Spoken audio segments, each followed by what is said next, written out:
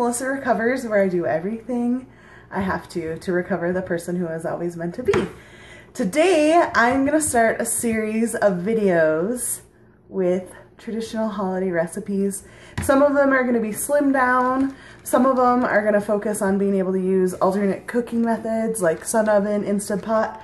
And some of them are just gonna be for my girls so that they have a memory of mom and the special family recipe. So I hope you enjoy. I will share smart points in the recipe down below, and I will try to just give you hints and tips as I go. So here goes.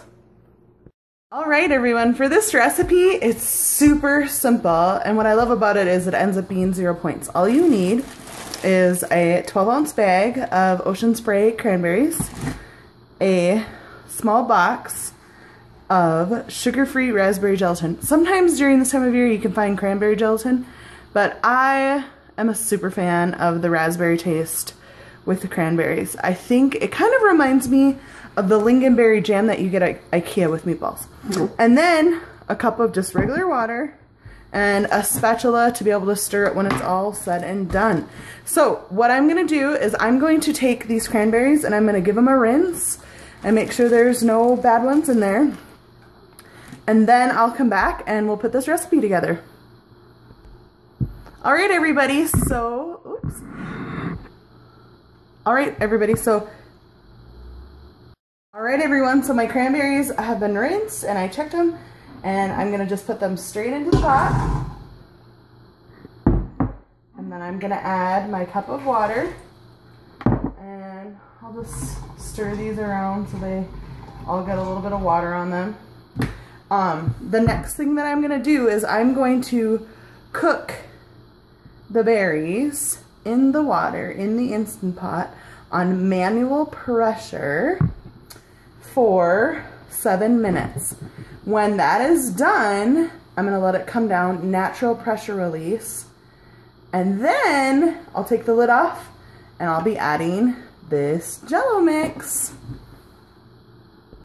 Okay, for those of you who are kind of Instant Pot newbies, they're a electric pressure cooker. To me, an Instant Pot is kind of like the revolutionary item of our day, kind of like microwaves were for a lot of our moms. So, because if you learn to use it correctly, it will change the way you cook in your home. And there's, you know, the old-fashioned pressure cookers that you could just do on your stovetop, but I love being able to use my Instant Pot to cook potatoes, rice, boil eggs, everything. There's so many awesome things about an Instant Pot. But let's go ahead and push manual, and I'm gonna go up to 7 minutes. It's on high pressure, you can see right here. And now I just wait, it'll click on, and then the magic happens.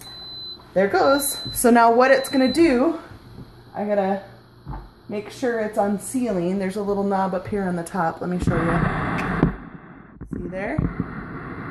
That little knob right there. Make sure it's on sealing, and once it comes up to pressure, the timer will start.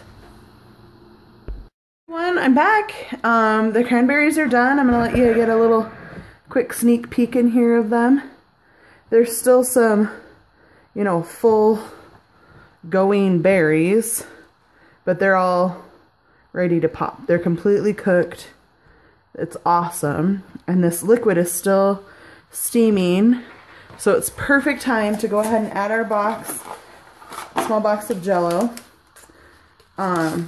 Now you could do a sugar version of this and just follow the directions on the bag and cook your cranberries in your Instant Pot. That's another variation that you could try, but I'm really trying to cut back on the extra sugars. So I'm gonna stir this for a full 2 minutes. I'll save you the time, but really the reason why when you're cooking gelatin that you need to stir for 2 minutes is you want to make sure that the gelatin has had its time to really work in and come up to temperature so that you don't get those kind of gloppity gloops in there. So when this is done, I'll be back and I'll show you how I set it. It's very simple. It's gonna blow your mind. I love this recipe because it's like so quick. You can also use the bigger bag of cranberries and just more boxes of Jell-o and more water, obviously, because essentially what I'm doing is I'm adding cooked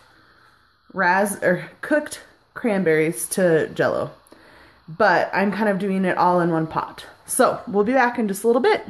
When I did the last step, I added some ice and water for the quick set method of the gelatin, and I stirred it until it was completely dissolved. And now I'm adding, and completely melted actually, and I'm adding all of this stuff now to a glass quart-sized jar, and I'm using my canning funnel so I don't make a big mess. It will set up the same way Jell-o does, and it's just gonna sit in my fridge until I'm ready to use it. I save old lids from peanut butter jars. Anyway, you can see it's pretty liquidy right now, you know, but that's what Jell-o does. And then once it's set, it will make this awesome 0-point sauce. So let me know what you're trying and what you're planning for your big plate at Thanksgiving, and I hope you like this recipe. Have a great day.